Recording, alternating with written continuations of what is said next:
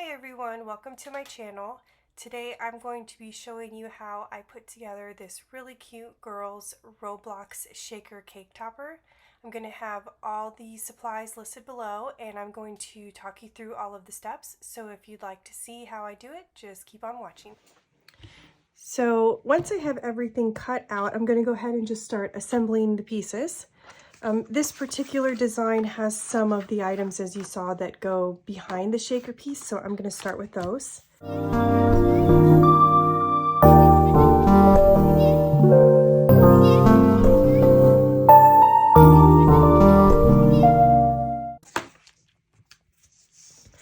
This is when it comes to smaller details, I really love this thin tape, these really thin strips. I get these off Amazon.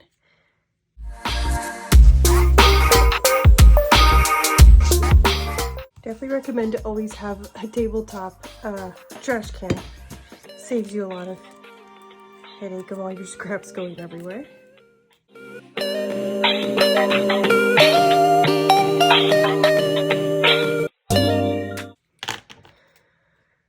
For thicker foam pieces, I love these. These come from the Dollar Tree. This one does. It comes from the Dollar Tree. It comes in this 3-pack in different widths. And for $1.25, you can't beat it. It's really good double-sided tape. I've never had any issues with things coming loose or falling off or anything like that.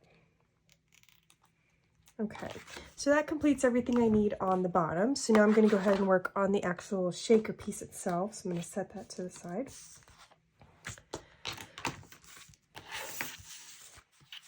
Normally when I do shaker pieces, like, you would put the foam back here and it, it's just easy to put it this way and then your back piece would go over it like this. But this particular design, I have the back circle wider than the front circle, so I put the foam on this side. And all I do is, since I size my acetate to be exactly right in the center of this piece, I will take this and just place it, eyeball it in the center is really all you need to do. And then I draw with pencil. So this way, because the acetate, of course, is going to go down on this side because, you can't put the acetate like this and then try to go this way. Your pieces spill everywhere. So now I put the acetate down here on this side. For this one, I would use either these two sizes, or I do like this one as well. This one is from Hobby Lobby, and this one is the 1/4 inch size. And again, you get a pretty good amount for $1.29. So I'm going to go ahead and use that. And the method I like to use to keep the tape like easy to wrap in a circle is you take it and you kind of tug, and see, it makes your little tear in your backing for you, but not too much to where it's going to mess up the tape. So you just take it and kind of give it a light tug as you're turning. I use the art glitter glue. It is definitely my favorite. And then I have a scraper. These are from the Dollar Tree, ones that I don't mind getting all gunked up. And I use this to get a nice flat seal. And then also what I do is I take a cotton ball and some alcohol. Just give it a quick few spritzes and then just wipe it down. Helps get off any extra glue residue, anything like that, any fingerprints. And of course it dries pretty much instantly. So if you accidentally run it off onto your paper, it's going to dry. And there you go. So now, if I do put any like top pieces like this, I wait to glue this on, and I will show you why here in just a second. So now let's go ahead and get this filled. I already have all my glitters pulled to the side. I like to do a mix of fine glitter and like chunkier stuff, and then sequins. It really helps make your cake toppers stand out. They stand apart. They've got a lot of dimension, a lot of different color, a lot of different style to them, and that's really what you want. These are from Michael's. I love these. They're so cheap and you get a ton. I mean, these things last me forever. They come in all kinds of colors. They're basically like just basic little simple shapes like stars and hearts and things like that. And they're just really great. You get a lot in there. I do use quite a bit of different pieces in there because, I mean, that's what you want. You want your product to stand out from everybody else's. You want it to have a good mix of stuff. So once I finish with all my fine stuff, before I move to the sequins, I kind of just give it a little shake, spread everything out.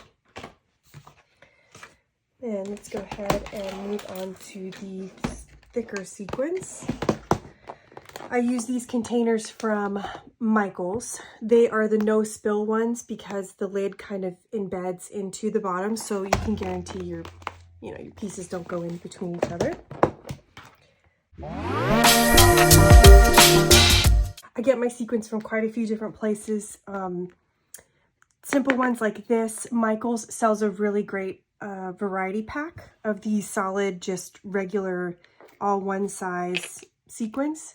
But another place I love is Hobby Lobby. They do a 3-pack of different sizes of like small, medium, and large. And then another place I love that's definitely a little bit more pricey, but it's really great quality stuff is Cartwright sequins. They have the stuff that's a little bit more unique, different shapes. They offer these mixes that are great. They look so beautiful. They've got a lot of dimension to them. So definitely wherever you prefer to get your sequins, but I'd like to get a mix. I get, them from all over. So now that that's ready to go, got your top piece ready, kind of shake it to flatten it out, and you just peel off the backing here.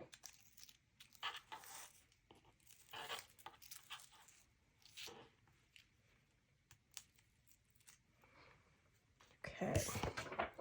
And then this is gonna lay right centered over the top there.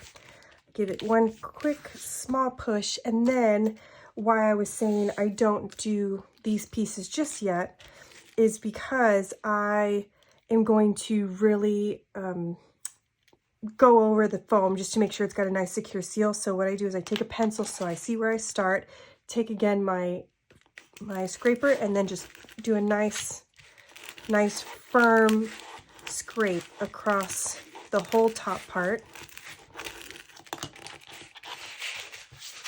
And then you've got a nice guaranteed seal, but you see how it doesn't mess it up. It just, you're putting a lot of pressure on there, and I don't want the paper or anything to get onto this. So then I will do this last, and it's got a nice, pretty final finish on top there.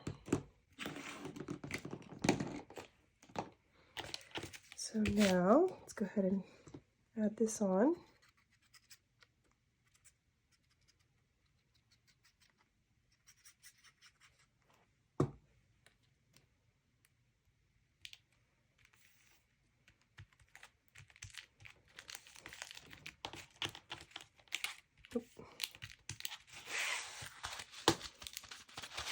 And there we go.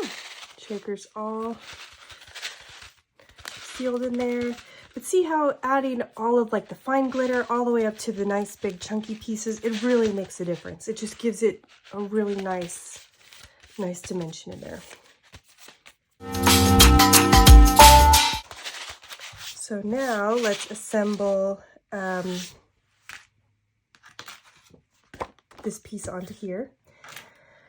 Now I obviously need to put my sticks down first, and I use these. They're from Amazon. They list them as swizzle sticks, so they've got this round ball at the top, and all I do is I simply just chop them off. These are nice and sturdy, but the plastic isn't so hard to where it's like super difficult to get those off. So all I do is I use some wire cutters. I take them and I go right up to the edge, and just comes right off.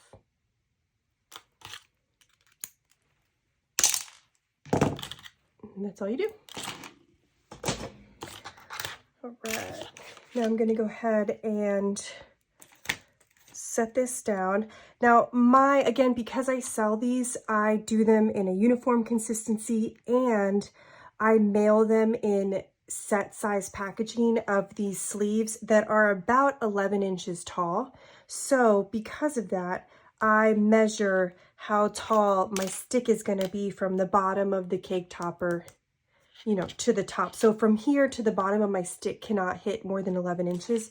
So I will lay this at the right measurement on my cutting mat and then glue it. But of course, if you want the stick shorter, if you want it longer, however you prefer, my rule of thumb is try to have at least 4 inches of your stick coming out from the bottom of your cake topper, just so it's got enough stability when it's stuck into the cake, it's not going to tip over. I learned that early on when I first started making cake toppers. I barely left any of the stick out and it would just sink over on people's cakes, and it was just, of course, a learning experience, but you know. So I would do at least 4 inches for the bottom of your cake. Now what I do is I will use a pencil and I lay, to me, there's no right or wrong where you lay it down. I just try to give a decent amount. Like, obviously don't do it like this. And I know some people do one. I always do 2 sticks. It's just, I want it to be nice and sturdy and stand up nice and strong onto their cake. So I don't ever want to risk having any issues with that. So I always do 2. And so let me just go ahead and I will lay this down. And I do the pencil because obviously I want the stick to be straight, nice and straight too. So I make a mark on the top and on each side. So you've got a little box here. Then you just take your glue gun and I do a thinner line down and I use my finger protectant, and you do the first one, drop that down, and we're going to come back to it here in a second.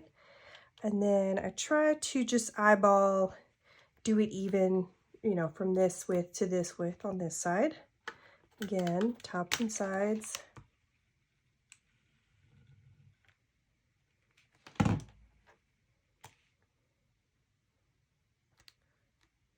Also keep in mind, because also this design, the circle itself doesn't go all the way to the edge, again down here. So I don't want to glue it all the way to the bottom, and then you can see the glue from the front of the cake topper. Even though you'll still be able to see the stick, it just looks cleaner without the glue on there.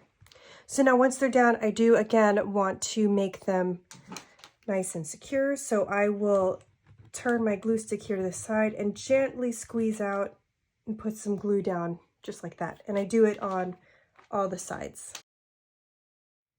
Even though this isn't obviously a part that's going to be shown or probably ever seen by the customer unless they were to rip this open, you still always want to keep in mind, you try to do, just because it's not seen, you don't want it to be a mess. So always do nice, clean, hot glue gun lines.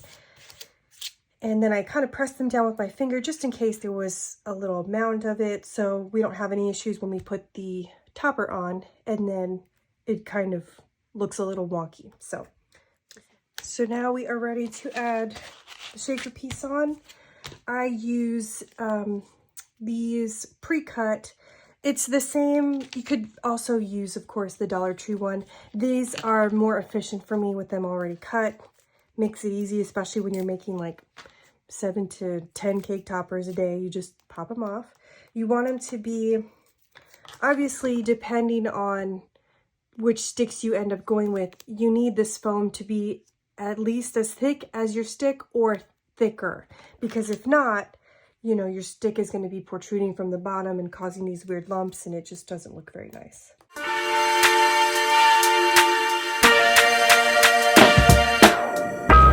Let's continue and make all of the pieces.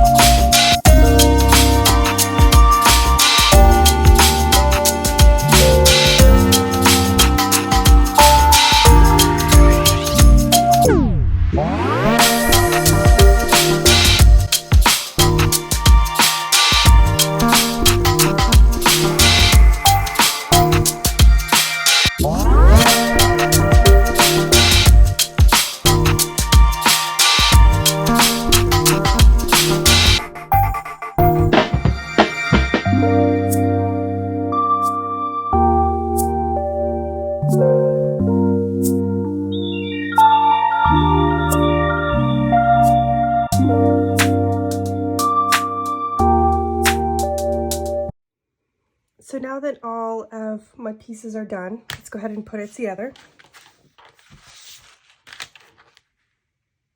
What I like to do, again, because I sell these, I want them, and even if you don't sell these, you want them to look nice. You want your work to reflect you, and you want it to have a nice, clean, you want it to look professional.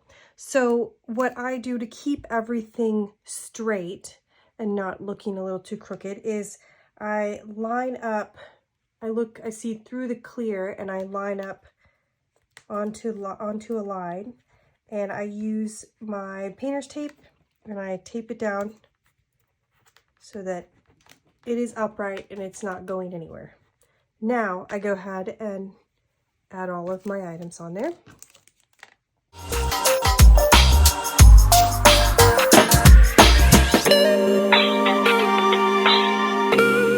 This is where this mat comes in handy because I use these little dots, so I know I'm going to keep it probably right here. That way, I don't want it to go too low because then it won't cover up the bottom of my design.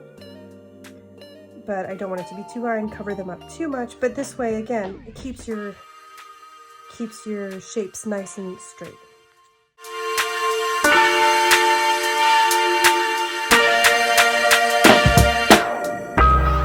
You want to make sure you get even support on both ends, and I kind of test it by pushing down before I actually secure it, just so that I can feel that, it's not like this and nothing's not supported on that side.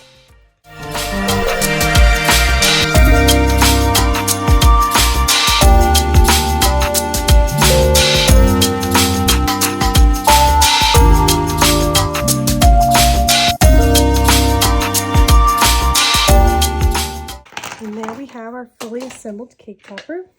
I always keep a variety of painter's brushes, and then of course you just pull right up to get that off. Simple, super easy. And I take this. These bristles are soft enough that nothing's gonna get messed up. I do this just to get any loose glitter, anything that might have gotten on there. And there we have it. And all set to go.